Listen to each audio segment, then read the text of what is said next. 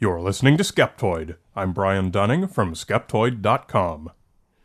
No, Hitler did not escape. Whatever else they may have been, Hitler and the Nazis will always be grist for the mill of sensationalized pseudohistory. Urban legends and unapologetic fiction will always supplement their actual histories. No manifestation of this is more popular than the claim that Hitler did not die in Berlin, as history and forensics tell us he did, but rather that he lived to escape to Argentina and lived out his life in comfort with all the other Nazi refugees. Today we're going to look at the reasons why some people take this alternative history so seriously. Here's the basic narrative. The historical account holds that Hitler, along with his wife Eva Braun, committed suicide in his underground Führerbunker in Berlin as Soviet troops invaded the city on April 30th, 1945. Only fragments of his body were recovered because it was burned repeatedly and possibly was struck by at least one Soviet shell during the battle, but it was ultimately identified by forensic proof. Initially, this was not an easy conclusion to be certain of. Hitler's body was recovered by the Soviets, who handled it poorly, didn't disclose it to the Allies for weeks, and even got its remains mixed with those of other bodies who were buried and reburied several times as they were moved around.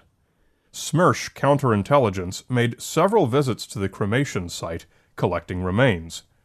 What they gathered was locked up in Smersh archives until it was all destroyed in 1970, save for a skull fragment with a nice bullet hole that was kept on display. 2009 DNA tests proved it to be from a young woman, fanning the flames of the escape theory.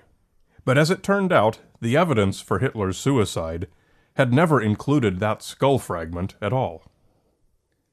The primary effort to learn the hard facts fell to a young MI5 intelligence officer, Major Hugh Trevor Roper. In September 1945, he began an investigation that ultimately lasted 2 years, with full Allied cooperation. He examined every piece of evidence and interviewed every witness, German, Soviet, and more. The result was finally published as his book, The Last Days of Hitler, which includes a moment-by-moment account of Hitler's final days in the Führerbunker, his suicide, and the disposal and recovery of the bodies. The forensic proof took somewhat longer, at least in its presentation to the world outside the Soviet Union. Fortunately for this endeavor, Hitler had terrible teeth, and a mouthful of oddball dental work. He had missing teeth, strange bridge work, crowns, and teeth that had grown into the jawbone. Following an assassination attempt in 1944, he had 5 head X-rays taken, which survive, and provided a baseline for comparison. Perhaps the most exhaustive explanation of this forensic identification was the 1973 article, The Odontological Identification of Adolf Hitler, Definitive Documentation by X-rays, Interrogations, and Autopsy Findings, published in Acta Odontologica Scandinavica. Its abstract concludes, "The accumulated evidence now provides definite odontologic proof that Hitler did in fact die, and that the Russians did indeed recover and autopsy the right body." The details are far too myriad and involved to go into here, but claims that parts of the evidence on which this finding is based could have been faked strain credulity too far. The evidence is simply too firm, comes from too many sources, and includes physical evidence that could not have been faked, such as a very specific signature of periodontal bone breakdown and tooth-by-tooth variances in radiolucency. But despite this certainty, which meets every legal and historical standard, combined with a seamless first-hand eyewitness narrative, alternative revisionists have clung to preferred claims ever since the day Hitler died, when loyal Nazi officers throughout Europe spat assertions that any claims of the Führer's death were lies and propaganda. The version that has the most traction says that Hitler and Braun escaped Berlin via tunnels connected to the bunker, made it to an airport, and somehow got to a submarine which delivered them safely to Argentina, where they lived out their lives in comfort.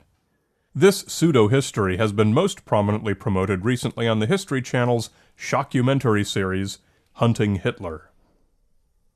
They're able to sustain the series because hooks throughout the narrative are hung on actual events. For example, the submarines part of the story is true, at least in large part.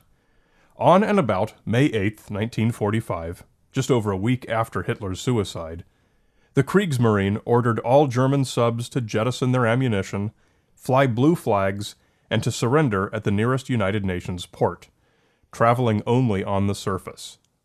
Most U-boats did so, but some believed it was a trick and laid low until they verified it. U-530, commanded by Lieutenant Otto Vermuth, was about 1,600 kilometers northeast of Puerto Rico when the order was received. Nothing more was known of U-530 until 2 months later, when it sailed into the Mar del Plata submarine base and surrendered to the Argentinian Navy. Its logs and a lot of equipment had been jettisoned, and where U-530 spent those 2 missing months is known only from the statement Vermuth gave to the Argentinians. The alternative historians claim that those 2 months were probably used to go pick up Hitler in Europe, then transport him and Eva Braun to Argentina. But Vermuth's account was perfectly reasonable.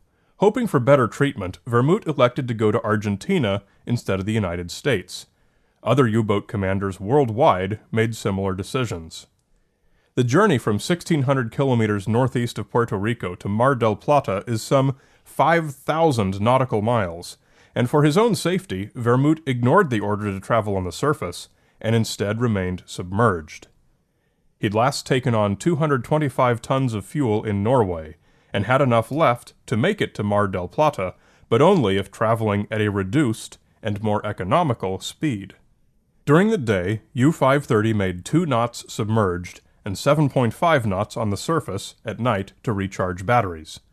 And once Vermuth crossed 20 degrees south latitude, he increased speed to 9 knots on the surface. It does work out to about a 2-month journey, with no secret detours needed to explain the time and fuel consumption. Renewed interest in this mythology has been driven by the fact that in 2014, the FBI released 742 pages of documents in response to a Freedom of Information Act request seeking to find out what the American government knew about Hitler's presumed escape to South America. These documents are publicly available on the FBI Vault website. Since these documents are on an official FBI website, headlines about them often say something like, "FBI documents prove Hitler escaped to South America." But that's a gross mischaracterization of the documents. They are not the findings of investigations. They are simply filed away reports received by the FBI from any and every random crank who thought he saw Hitler somewhere.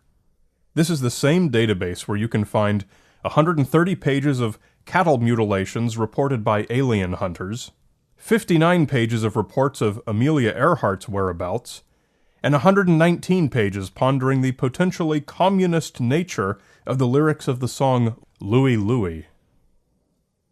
If I call up the FBI and tell them I just saw Barney the Purple Dinosaur crooning outside the White House with a ukulele, that report is going to be filed away somewhere.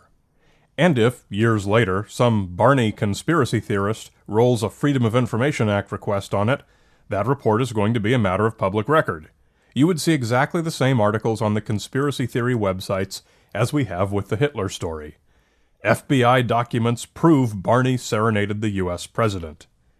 It doesn't mean there's any truth to it.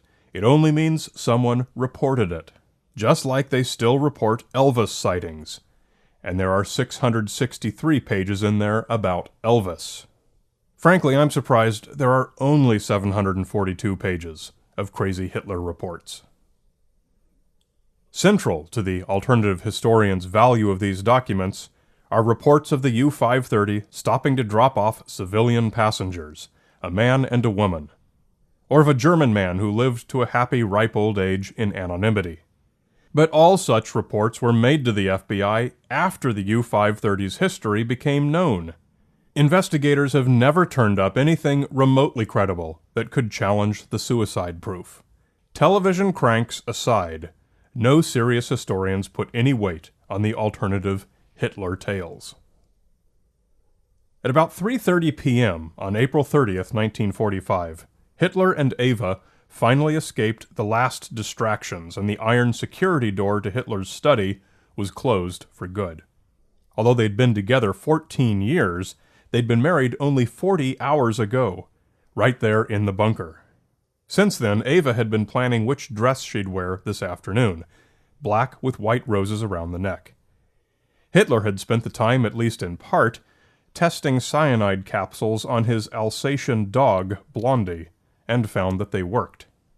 No record tells us what else might have happened behind that door, but the two of them bit down on their cyanide capsules, Ava taking hers from a vial she carried with her in a small brass box. She curled on the sofa, leaving her shoes on the floor. Hitler sat beside his wife, and together they sunk toward oblivion from histotoxic hypoxia.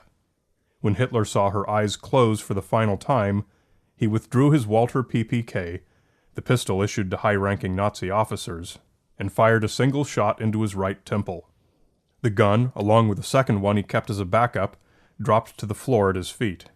His blood drenched the blue and white sofa. Minutes later, Hitler's valet Heinz Linge followed his instructions.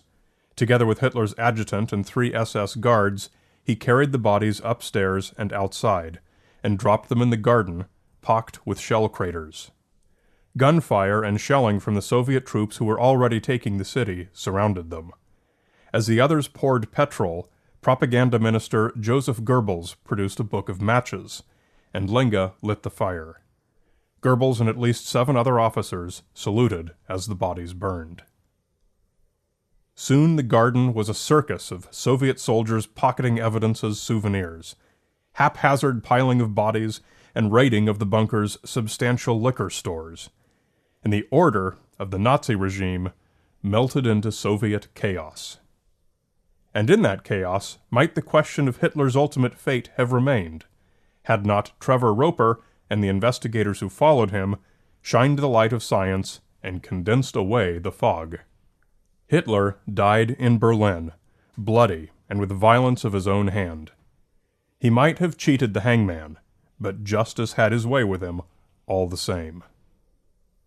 Skeptoid depends completely upon listener support, so please give us 2 and 2. Share an episode with 2 friends, and spend 2 minutes to write a positive review on iTunes or the portal of your choice. You're listening to Skeptoid. I'm Brian Dunning from Skeptoid.com.